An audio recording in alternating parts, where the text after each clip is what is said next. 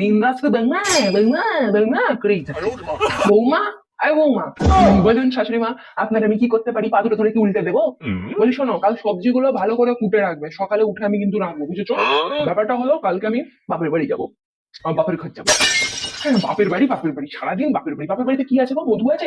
বিয়ে পর মেয়েদের কাছে শ্বশুর বাড়িটাই সব, শ্বশুর বাড়ির মতোই চলতে হয়, শ্বশুর বাড়ির মতোই থাকতে, অত বাপের বাড়ি করতে নেই, বুঝেছো? বিয়ের পর শ্বশুর বাড়ি সব, এমন ব্যাপারটা। বলছি আপনার কাছে মেয়ে আগে না বৌমা আগে?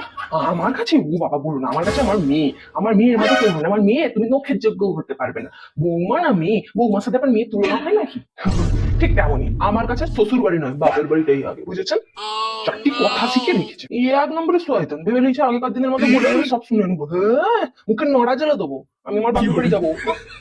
ছাড়িয়ে মানে রং টং দেখো না, কি দেখেছে আমার বাবুকে বিয়ে করে দিল। দূর, তুমি শালার বুড়িটা নিয়ে সারা দিন রাত শুধু বেঙ্গা বেঙ্গা বেঙ্গা করেই যাচ্ছে। বৌমা, তেলতেলে হয়ে যায় এই ভুলটা করবেন না। ভাজার পরেও যদি খাবার তেলতেলে হয়ে যায় এই ভুলটা করবেন না। ব্যাটার একটু ঘন রাখুন এবং তেল ভালোভাবে গরম করে ভাজুন। এটা জানতেন?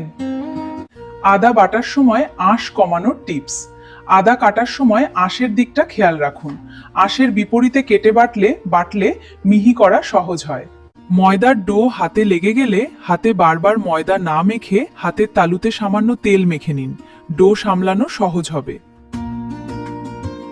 ফ্রিজের ছোট জিনিস হারিয়ে যাওয়া বন্ধ করুন। ছোট সস, চিজ, বাটার বা প্যাকেটগুলো একটা আলাদা ছোট বক্সে রাখুন।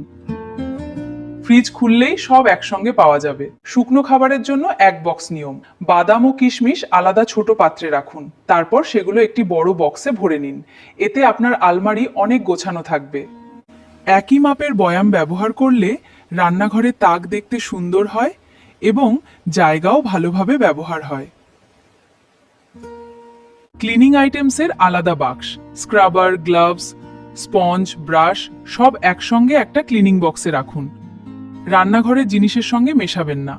আলমারিতে রোজকার কাপড় আলাদা, যে কাপড়গুলো প্রতিদিন পরেন সেগুলো হাতের কাছে রাখুন। উৎসব বা কম ব্যবহারের পোশাক ওপরের তাকে রাখুন। ব্যাগের ভিতর ব্যাগ, কম ব্যবহৃত ছোট ব্যাগগুলো বড় ব্যাগের ভিতরে রেখে দিন। এতে আলমারিতে অনেক জায়গা বাঁচবে। পুরনো জার ফেলে দেবেন না, পরিষ্কার শুকনো জার ব্যবহার করুন। রান্নাঘরের জিনিস আলাদা করে রাখতে পারেন, যেমন শুকনো মশলা বা অন্যান্য উপকরণ। বা গুছিয়ে রাখতে এই ছোট্ট নিয়মগুলো মেনে চলুন। জায়গা কম লাগবে, সময়ও বাঁচবে। তবে আপনাদের জন্য এমন নতুন নতুন টিপস নিয়ে আসতেই থাকবো। কাজের মনে হলে ভিডিওটা সেভ করে রাখুন, পরে কাজে লাগবে।